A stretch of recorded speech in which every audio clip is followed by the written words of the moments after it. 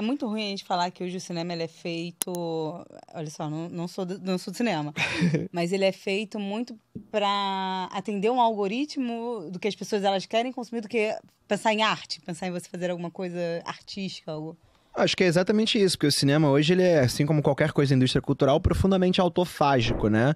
Ele se autodevora e se autorreferencia. Não que não fizesse isso antes, mas se você pensar... E aí, assim, a gente fala de uma coisa nostálgica, mas as condições nas quais se davam a produção de imagem há 30 anos atrás são radicalmente diferentes das de hoje. Total. Então vamos pensar, 30 anos atrás, você tem o começo da digitalização, mas você tem duas coisas diferentes. Uma porrada de estúdio, você tem sala de cinema, distribuição e DVD. Você consegue fazer filme pequeno, você consegue fazer um filme que não se paga no cinema e vende no DVD. Você consegue fazer um filme só pra DVD, que vai pra locadora, passar o filme na TV que as pessoas consomem. A cultura é monolítica, mas ao mesmo tempo no cinema ela é mais diversa. Você joga para hoje, você tem um streaming que media essa relação de consumo e que vai escolher os próprios filmes do seu próprio streaming, que vão ter uma maior retenção de audiência, que servem a outros propósitos, que não de produção de imagem, de pensar a imagem, para serem colocados na frente da sua audiência.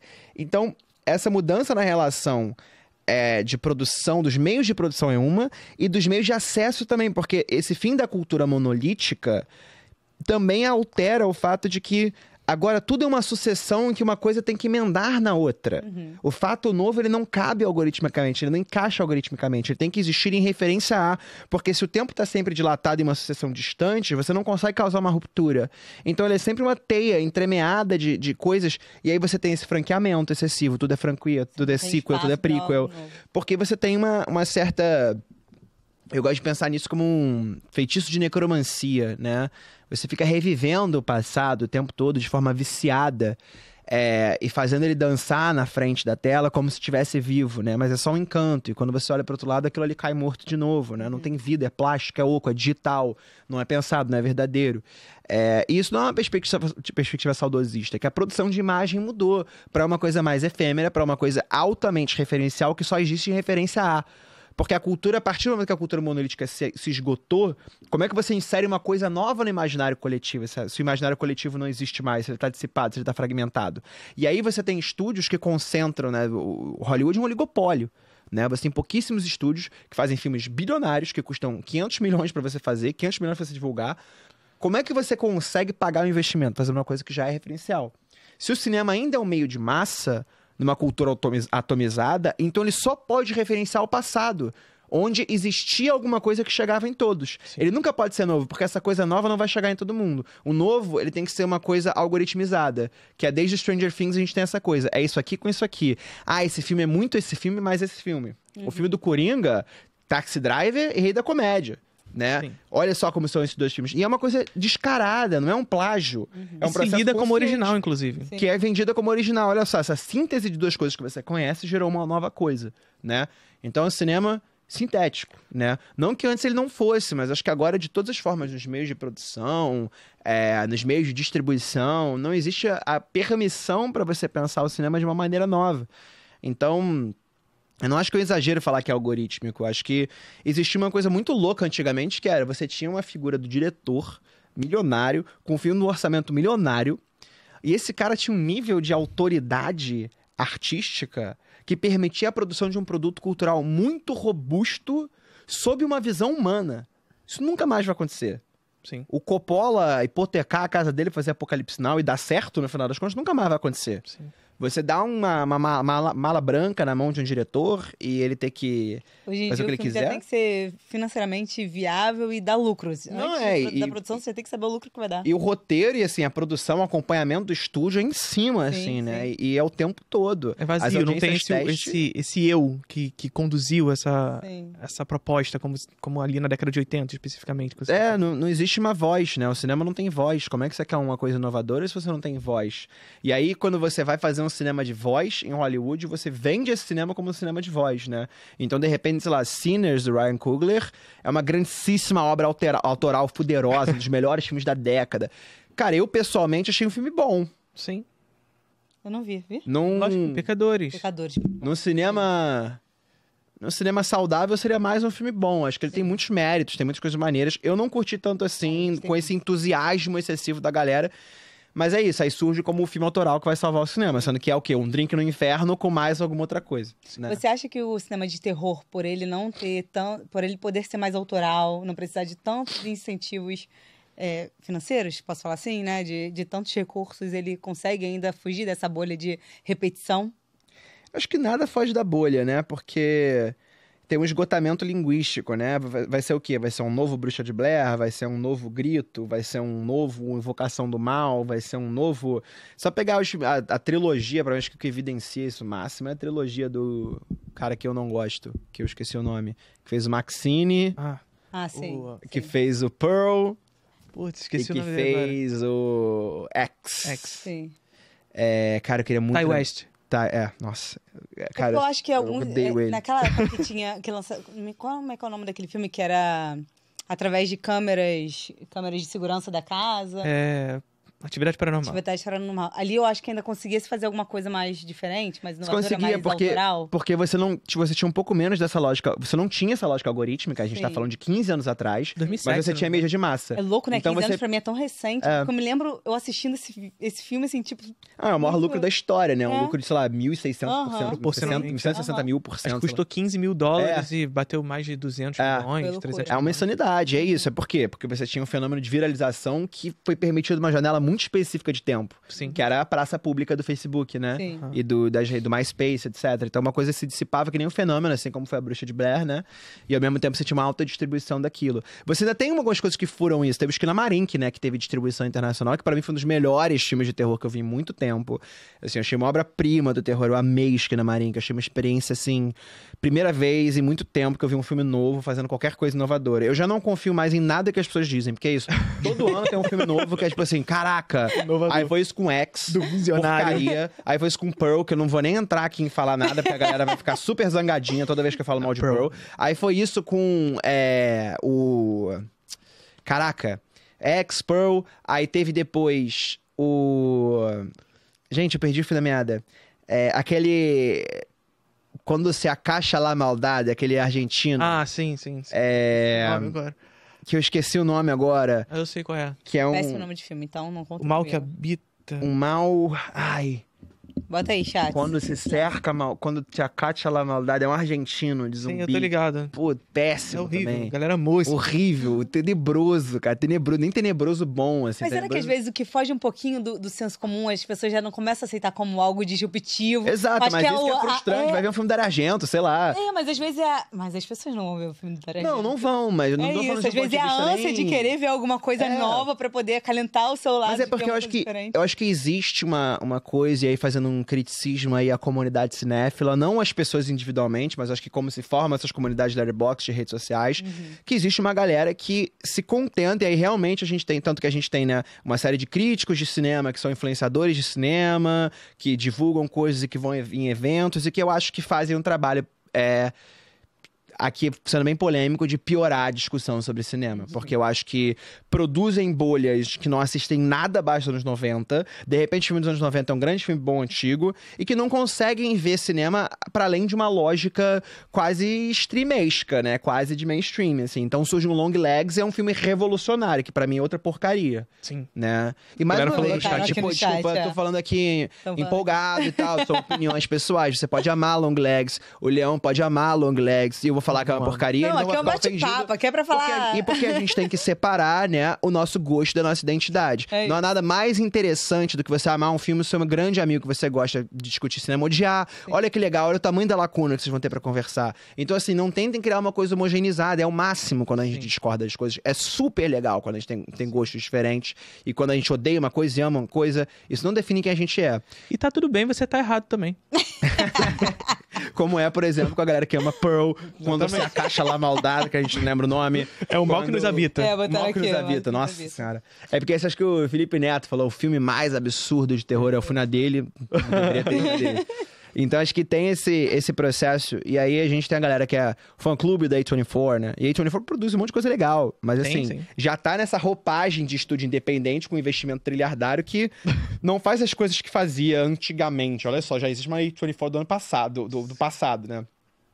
Então esse cinema independente, com roupagem de cinema novo, assim, já foi também tomado pelos grandes estúdios. Sim. É uma discussão eterna. O Skinamarink é um filme totalmente independente, que furou a bolha, que teve distribuição internacional, e você ainda consegue fazer isso, porque, de fato, a gente nunca teve tanto acesso aos meios de produção. E o que a gente produz nunca teve tão agenciado ao ponto de que a gente não tem acesso a isso massivamente. Sim. Essa é a questão. Pra mim, o gargalo é muito mais no canal do que nas ferramentas. Por isso que qualquer pessoa que fala, não, hoje em dia todo mundo pode ser um cineasta. Sim, mas ninguém vai ver teu filme. Não vai distribuir. Não vai chegar pra ninguém. É né? que existe essa O gargalo é mais do que antes, cara. Exatamente. Você tem essa falsa sensação de que existe a internet. Sim. Então, assim, você pode distribuir seu filme com tranquilidade. Mas, assim, a internet também, aquilo que a gente estava falando antes, ela também é condicionada por um modo de comunicação Por um específico. algoritmo. Não vão entregar pra essa pessoa esse Vai teu entregar filme, pra não todo adianta. mundo. E vamos fazer um exercício aqui pra gente exemplificar isso. Resolvo fazer um filme independente, um curta pra começar, porque um filme custa centenas de milhares de reais. Não me venha dizer que não. Sim. Existem 5 casos na história onde isso não aconteceu. Uhum. Então assim, você vai gastar. A gente pensar até no Atividade Paranormal, são $15 mil. Bota $15 mil aí pra real, é caro. E num Caro pra contexto caralho, de Estados Unidos sim, ainda, sim, que as pessoas sim. estão fazendo aquilo de favor. Aham. Você quer botar o quê? O diretor de fotografia, o equipamento, o ator, o som, todo mundo pra trabalhar de graça, pra não gastar nada com comida, não ter nada com deslocamento, com locação, com direção. É impossível. Vamos supor, eu consegui $100 mil pra fazer um filme. Eu já faço parte de um recorte muito específico que eu tive acesso a $100 mil pra fazer um filme. Ou eu sou, sei lá, alguém que mobilizou um financiamento coletivo que também demandaria que esse fosse de um recorte específico. Então, consegui $100 mil, fiz o filme depois de meses, paguei, assim, biscoito pra galera e fiz esse filme de $100 mil. Fiz um curta-metragem de $100 mil. Esse filme vai passar em alguns festivais, talvez eu ganhe um prêmio ou outro. Pra onde vai esse filme? Quem vai ver o curta? Aí eu vou fazer o quê? O trailer de TikTok desse filme, eu vou fazer conteúdo sobre ele, eu vou pedir para as pessoas meio que divulgarem, eu vou chamar uma galera para fazer um story sobre ele, divulgar um link para ganhar um respeito, para talvez conseguir isso mais na frente como arma para um edital. Sim. Onde, né, porque assim, eu tô falando aqui de juntar dinheiro para um segundo filme, porque você sair do zero para ganhar um edital é muito difícil. Sim. Então, eu vou fazendo meus filmes, vou ganhando editais maiores. Finalmente eu fiz um longa. Vamos supor, fiz um longa, juntei atores, fiz esse longa. Com que dinheiro eu vou distribuir esse filme? Sim. Com que rede social eu vou falar desse filme? Vou criar a página do Instagram desse filme, Sim. que vai ser seguido por 250 pessoas. Ninguém vai ver o vídeo porque, afinal de contas, eu não tenho dinheiro pra pagar alguém pra fazer um rios interessante. E ninguém quer ver um rios interessante sobre um filme independente, porque você tem que acertar 1 em 1 milhão ali pra convencer as pessoas disso. Não é porque o seu filme independente é interessante que o conteúdo sobre ele vai ser. Sim. Então esse filme vai ficar preso num limbo. E aí, quando ele passar em vários festivais diferentes, já tem um problema do gargalo colossal de distribuição e divulgação no Brasil, que, com muita sorte, você vai passar em 5 salas de cinema e esse filme nunca mais vai ser visto por ninguém. Sim. E isso não é uma coisa debochada. É um problema seríssimo que a gente tem de política pública, de estrutura de arquivamento, de distribuição e de divulgação dos filmes. Sim. Enquanto a gente não tem isso incentivado com verba pública, porque isso não surge no vácuo, não surge com, não, o cinema brasileiro tem que ser cada vez mais que nem Hollywood pra gente, tem que chamar as massas. Veja bem, eu gosto do filme intelectual, mas tem que ter um filme pra galera. Não é assim que funciona. Sim. Então, assim, eu amo isso, que a galera fala, quais são os grandes filmes brasileiros? 2 coelhos. Tem sempre 2 coelhos nessa equação, que é o filme do Guy Ritchie brasileiro. Sim. Então, acho que esse debate, ele é muito cansativo, porque a gente tem que ficar lembrando as pessoas disso. E é quase que um letramento. Isso é arrogante a nossa parte ter que fazer esse processo para as pessoas sacarem. Porque como as pessoas não têm também... Elas estão muito distantes do processo produtivo de um filme. Muitas vezes elas não entendem o quão difícil é fazer isso. Leva anos para você fazer um filme, gente. Leva 2 anos para você fazer um filme. Se considerar tirar o projeto do papel, às vezes leva 10. Sim. Leva 5. Então... As dinâmicas de produção estão muito difíceis hoje. Estão cada vez mais difíceis e afastam uma população que talvez traga toda a pluralidade do nosso cinema. É só você pensar, existe um universo, por exemplo, eu gosto de pensar nesse feixe de luz que corta a escuridão pra mim, que é filmes de plástico. Uhum. Que faz filmes maravilhosos, incríveis. Só um parênteses pra galera entender esse processo de como é lançar um filme no Brasil. O Érico Haas lançou o West outra vez, você chegou a assistir? Muito bom. Pica. Muito bom. E esse filme, ele foi filmado antes do Babu Santana entrar no Big Brother. E ele foi lançado em 2025. Uhum. Olha o tempo, desde o momento que ele foi feito, para encontrar espaço para exibição. E quando encontrou espaço em 40 salas no Brasil. Isso que eu falei, mesmo assim, sem saber como que ia ser, né, repassado isso. Onde 40 salas no Brasil. E não é qualquer filme, assim. O Esta Outra Vez era um dos selecionáveis pro Oscar, sabe? E um dos selecionáveis pro Oscar encontrou 40 salas no Brasil, no mercado exibidor brasileiro, depois de mais de 6 anos dele ter sido feito. E é claro que, assim, Isso ainda num filme que foi muito elogiado criticamente. Pois é. Né? É claro que a gente tá tendo um efeito bem legal do Ainda Estou Aqui, né? Que é um filme que a gente já falou e tem algumas críticas à forma, não ao sucesso, até porque torcemos pra ele. Mas ele abriu algumas portas, né? O Homem com H teve uma puta bilheteria, quem diria, né? Que janela interessante. Não só isso, como os times do Kleber Mendonça também vêm construindo um certo identitarismo com o cinema nacional que dialoga com outros filmes. O Kleber é um cara que é extremamente autoral, é um cara que dialoga com outras formas de cinema nacional, que tem um trabalho muito sério também de preservação, inclusive Retratos Fantasmas é um filmaço, um dos melhores filmes dele. Apesar de eu não gostar muito do final. Eu acho que a gente tá abrindo esse espaço. Falta política pública. Mas, assim, existe uma demanda cada vez mais percebida. A gente tem um sucesso de filmes nacionais que são descobertos por remixes do TikTok, que é uma coisa muito interessante de falar. Então, essas armas, elas estão aí pra gente utilizar pra divulgar e aumentar essa divulgação. O que eu tô falando não tá numa lógica fatalista, é em como se dá a indústria. Sim. Dito isso, é muito interessante que a gente tem material e a gente tem, como eu falar da filmes de plástico, por exemplo, a gente tem histórias muito interessantes pra ser contadas. Eu acho que também a gente tem essa noção do cinema brasileiro ou como uma coisa hermética ou como uma coisa publicitária. Primeiro porque acho que existe um anti-intelectualismo, né? Muito do cinema brasileiro que a galera acha que é hermético não é. O Kleber Mendonça não é hermético. Não é. Sei lá, você pega Estômago, o Cheiro do Ralo. Até os filmes do... que faz o Amarelo Manga, o Cláudio Assis. Não são filmes herméticos, são filmes porra loucas, são filmes que vão ter uma filosofia que você talvez estranhe, mas são filmes que na dimensão da experiência você vai assistir e vai gostar. Sim. Né? Que podem ser esquisitos, né? Boi Neon, né? Você pode pegar vários exemplos. Os filmes da Juliana Rojas não são filmes herméticos. Não. São só filmes que têm um ritmo, um entendimento e uma construção de imagem que a gente tá menos acostumado. E que por isso, inclusive, deveriam ser mais interessantes. Aí tem a coisa do paladar, né? Você vai comer um sashimi pela primeira vez, você vai achar estranho, depois vai ficar gostoso. E você vai entender dimensões que você não entendia. Você quer isso? Você quer um paladar diferente? Eu acho que tem essa questão dessa visão do cinema nacional como uma coisa hermética. E aí, em contraponto a isso, tenta-se fazer uma coisa muito publicitária. Porque quem detém os meios de produção no Brasil, e muitas vezes são produtores de publicidade que fizeram publicidade porque os donos sonhavam em fazer cinema. E são vários os exemplos disso, né? E que acabam ganhando editais e pontuando na Ancine e fazendo filmes que são... curiosamente, filmes de plástico, né? Que não é o caso da Filmes de Plástico, que faz filmes incrivelmente reais e maravilhosos e lindos. Então, acho que a gente tem essa divisão, e aí isso também denota o fato de que o cinema nacional é mais desinteressante do que poderia ser, porque a produção de imagem está nas mãos de uma elite desinteressante, em muitas ocasiões. E que tenta retratar muitas vezes coisas interessantes sobre o Brasil sem ter propriedade e capacidade da textura a essa linguagem, da riqueza a essa linguagem, né? E até pra galera ter uma dimensão desses processos, assim, as dificuldades no Brasil, elas são ainda mais intensas, até por estarmos na periferia do capitalismo, né? Mas a gente pensar até mesmo nos Estados Unidos, isso também se dá numa dimensão distinta, de conseguir trabalhar esses filmes independentes, né?